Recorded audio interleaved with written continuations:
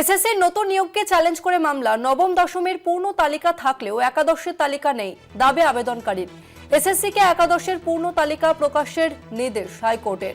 পরীক্ষা কি হবে জানে না, নথি যাচাই নিয়ে ব্যস্ত। বিচারপতি অমৃতা সিনহা তিনি এই মন্তব্য করেছেন। পরীক্ষা কি হবে তা জানা নেই, তবে নথি যাচাই নিয়ে ব্যস্ত বিচারপতি অমৃতা সিনহা তিনি এই মন্তব্য করেছেন। এসএসসিকে একাদশের পূর্ণ তালিকা প্রকাশের নির্দেশ হাইকোর্টের। এসএসসির নতুন নিয়োগকে চ্যালেঞ্জ করে মামলা। নবম দশমের পূর্ণ তালিকা থাকলেও একাদশের তালিকা নেই, দাবি আবেদনকারীর। এসএসসিকে একাদশের পূর্ণ তালিকা প্রকাশের নির্দেশ হাইকোর্টের।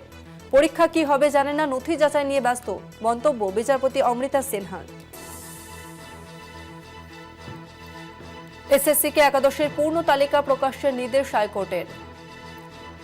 এসএসসির নতুন নিয়োগকে চ্যালেঞ্জ করে মামলা। নবম দশমের পূর্ণ তালিকা থাকলেও একাদশের তালিকা নেই, দাবি আবেদনকারীর। এসএসসিকে একাদশের পূর্ণ তালিকা প্রকাশের নির্দেশ হাইকোর্টের। অন্যদিকে বিচারপতি অমৃতা সিনহা তিনি মন্তব্য করেছেন যে পরীক্ষা কি হবে জানে না, কিন্তু নথি যাচাই নিয়ে ব্যস্ত।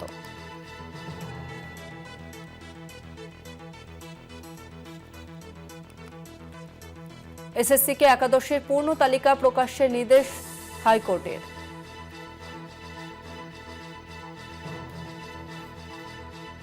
এসএসসির নতুন নিয়োগকে চ্যালেঞ্জ করে মামলা। নবম দশমের পূর্ণ তালিকা থাকলেও একাদশের তালিকা নেই, দাবি আবেদনকারীর।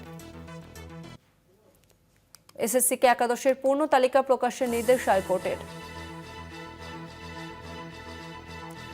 আমরা বিস্তারিত জানবো, আমাদের সঙ্গে ফোন লাইনে রয়েছে প্রতিনিধি পীযূষ কান্তি নাগ। পীযূষ দা, হাইকোর্টের তরফ থেকে ঠিক কি বলা হলো?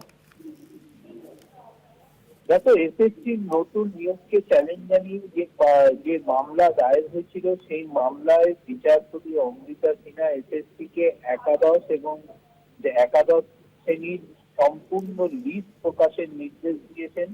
মূলত যে লিস্টের মাধ্যমে কে কত নম্বর পেয়েছে সেটিকে পাবলিক ডোমেনে আনার জন্য সেই পরিষ্কার নির্দেশ দিয়েছেন বিচারপতি অমৃতা সিনহা। নবম, দশম, দ্বাদশ শ্রেণীর যে প্যানেল ও নম্বর, পূর্ণ নম্বরের লিস্ট থাকলেও তার একাদশ শ্রেণীর লিস্টে সম্পূর্ণ নম্বর কিন্তু নেই। অর্থাৎ শুধুমাত্র যে সমস্ত ক্যান্ডিডেট রয়েছেন তারাই তাদের নম্বর দেখতে পারবেন, অন্য ক্যান্ডিডেটদের নম্বর দেখা যাচ্ছে না। সম্পূর্ণ নম্বর সহ সম্পূর্ণ লিস্টটি পাবলিক ডোমেনে আনার নির্দেশ দিয়েছেন বিচারপতি অমৃতা সিনহা।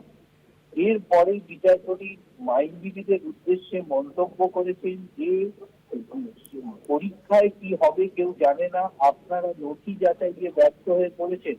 তার কারণ আবেদনকারীর দাবি ছিল যে ইতিমধ্যে নথি যাচাইয়ের দিন নির্ধারিত হয়েছে, সময়সীমা নির্ধারিত হয়েছে, কিন্তু দেখা যাচ্ছে যে সুপ্রিম কোর্টের নির্দেশ অনুযায়ী বহু প্রিন্টেড ক্যান্ডিডেট পরীক্ষা দিয়েছে, সেই লিস্ট এসএসসি কে বার করতে হবে।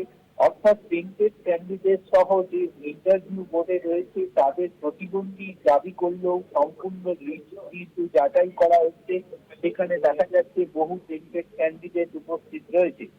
এসএসসির আইনজীবী পরিষ্কার জানান যে আইনজীবীকে বিচারপতি প্রশ্ন করেন যে এসএসসির কাছে কটা লিস্ট আছে আদালত দেখতে চায়, কে কে ইন্টারভিউতে অংশগ্রহণ করছে। আইনজীবী কল্যাণ বন্দ্যোপাধ্যায় দাবি করেন এসএসসি একটাই লিস্ট রয়েছে, সেটি প্রক্রিয়ার মধ্যে দিয়ে যাচ্ছে, এসএসসি কোনো অযোগ্যদের সুযোগ দেয়নি। ফাইনাল লিস্ট এটা নয়, এটা প্রক্রিয়াকরণের মাধ্যমে হচ্ছে, লিখিত পরীক্ষার পর ইন্টারভিউতে শুধুমাত্র ডাকা হচ্ছে। এরপরে বিচারপতি অমৃতা সিনহা বলেন যে আদালতকে একটি লিস্ট দিতে হবে এবং একাদশের যে লিস্টটি নেই সেটিকে পাবলিক ডোমেনে আনতে হবে, সেই লিস্ট প্রকাশ করতে হবে।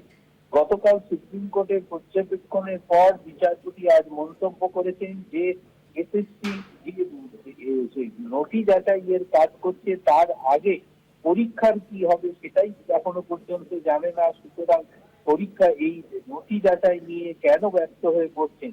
আইনজীবীকে এই নির্দেশ দেওয়ার পর বিচারপতি সিনহা জানিয়েছেন আগামী 18ই নভেম্বর এরপর 18ই নভেম্বর থেকে নথি যাচাই শুরু হবে। আগামীকালই যেন এসএসসি মামলা সংক্রান্ত সঙ্গে শুনানি করা হয়, সে বিষয়ে তিনি পরিষ্কার আবেদনকারীর দাবিকে দিয়ে নিয়ে বলেছেন যে পরে মামলার সিদ্ধান্ত অনুযায়ী পরবর্তী পদক্ষেপ নির্ধারিত হবে। তবে এসএসসি কে যে তালিকা প্রকাশের নির্দেশ তা করতে হবে। পরবর্তীকালে মামলার শুনানি গ্রহণ করবে বিচারপতি অমৃতা সিনহা। ধন্যবাদ পেজস্তা।